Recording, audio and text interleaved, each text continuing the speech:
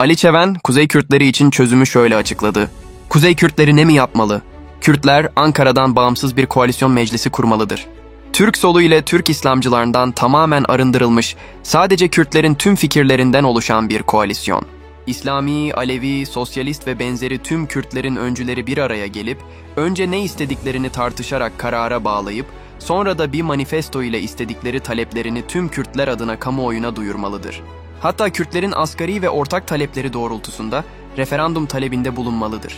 Bu sayede tüm Kürtlerin analarının sütü kadar onlara helal olan kendi kaderlerini tayin etme hakları, sadece bir tarafın paradigmalarına hapsolmadan tüm Kürtlerin sahiplenmesi gereken bir realite haline gelir. Her ne kadar tüm Kürt oluşumları kendilerine referans edindikleri ideolojilerle siyaset yapsalar da, Kürt milletinin sorunları ideolojiler üstü bir bilinçle ele alınmalıdır. Peki bu nasıl olacak?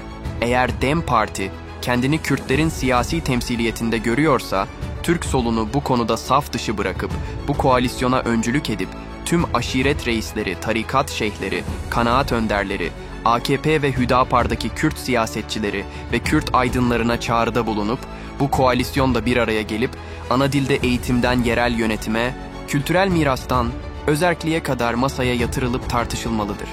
Yok eğer DEM Parti bu kutsal ittifaka öncülük yapmayacaksa, o vakit Kuzey Kürdistan'da tüm Kürtleri bir araya getirecek siyasi bir güce ihtiyaç olduğunu, DEM Parti'nin ise iddia ettiği gibi Kuzey Kürtlerinin temsilcisi olmadığını gösterir. Ey Kürt ulusu, size çağrımız odur ki, ortak fikirde değil, her ulus gibi ortak amaçta bir araya gelin. Şopa Kurt hareketinin öncüsü Ali Çeven.